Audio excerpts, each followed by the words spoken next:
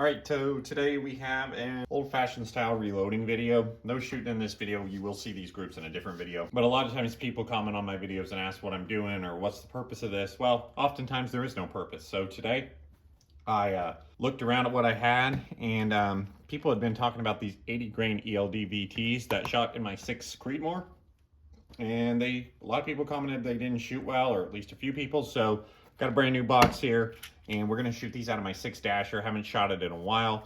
We're actually gonna use 8208 XBR. Haven't shot this powder in years. This is a brand new pound of it. CCI 400 primers. And then we're gonna use our Dasher brass here, 2 times fired. And you'll see, what do I have? I have 19 of them there. So we'll do probably 19 shots in this video. I don't know, we'll see. We'll see what we decide to load up, but I need to get these pieces fired so I can go ahead and do a bunch of brass prep. So needed something to shoot Dasher. Haven't shot anything real light. Haven't shot 8208 XPR in a long time. So that's what we're gonna do here. Now, looking at Hodgson's load data, they call for a max charge with a 90 grain bullet. So a different bullet, a little bit heavier, 32.5 grains. We're just going to use that as a max. Again, they don't list anything for the ELD-VT with 8208 XBR, so we're just going to kind of make it up a little bit. We should be okay. We're using alpha brass, so we should be okay even if we're a little high. So let me go ahead and we'll get this. This brass is already prepped. Obviously, we just need to go ahead and prime it. All right, so we got my Lee trusty hand prime tool here. It's all taken apart because I was loading 7 SAUM this morning. So we need to switch over to small rifle primers, which is super easy. Different shell holder there for Dasher. And now we're in business. Again, so you see CCI 400 primers here. What did I say? We need about 20 of them, don't we? So that should work.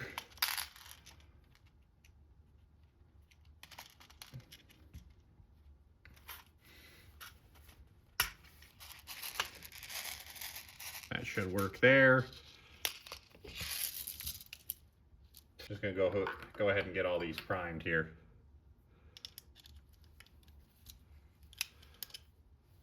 Okay, so we're just gonna do this process right here for all these pieces.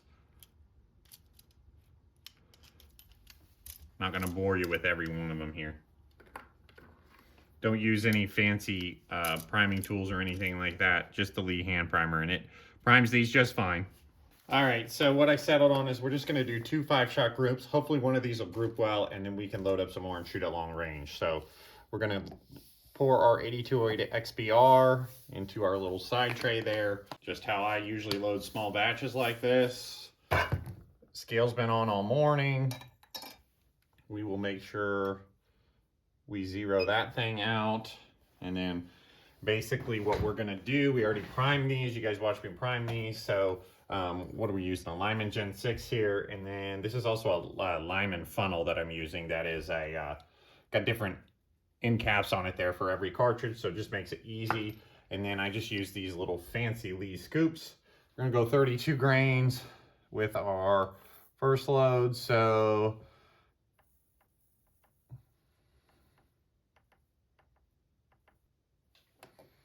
all right, 32 grains. Pour that into our cartridge here. Take a look at our case fill. It's fairly full. You guys won't be able to tell, but our case fill's probably right at just under the shoulder there. I'm gonna go ahead and load the rest of these up here at 32 grains, and then we'll also do 32.5 grains, and I'll come back once I have these all ready to see. Okay, I've got 5 of these loaded up at 32 grains here, and we're just gonna pick kind of a random cartridge overall length here and then check them in the gun to make sure they fit. So let's see here what we wanna do. Well, first we gotta get our die set up here. This is our Frankfurt Arsenal Universal Seating Die. Okay, so let's just seat these down. Let's just seat those to there right now. Let's see where we're at. We're gonna be way too long, I believe. Again, we're not using these for any specific purpose. We just wanna make sure that they fit in the gun. Okay, so that might be the overall length we were going for, because I was going to go for 2.5. Obviously, we went to 2.495. Let me just see if they'll fit in the rifle real quick. All right, guys, something just happened there after I had loaded those rounds.